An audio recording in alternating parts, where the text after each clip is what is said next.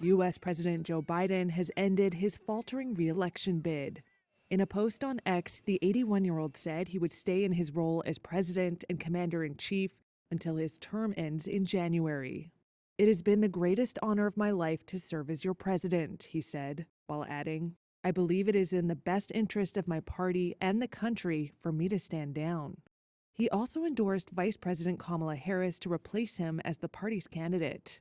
They just paid 24% or 25%, either one of those numbers. There's been a wave of public and private pressure from Democratic lawmakers and party officials for him to quit after his shockingly poor performance in a televised debate last month against Donald Trump, his Republican rival. If we finally beat Medicare, it took the spotlight away from Trump's false statements and put it squarely on Biden's fitness for another 4-year term.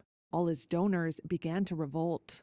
Ladies and gentlemen, President Putin. Other gaffes at a NATO summit did not help either.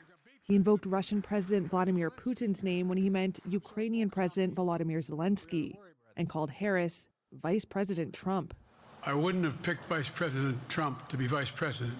When you get knocked down, you get back up.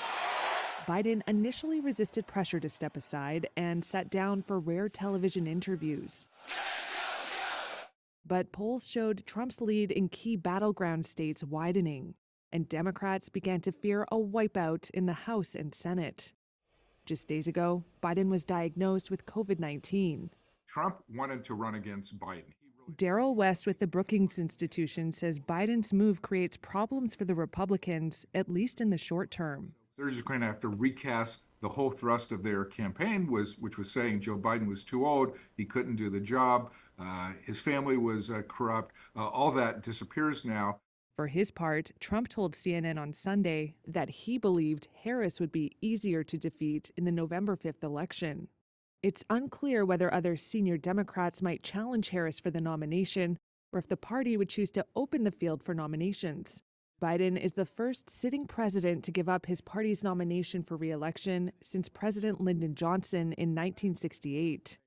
And it leaves his replacement with less than 4 months to wage a campaign.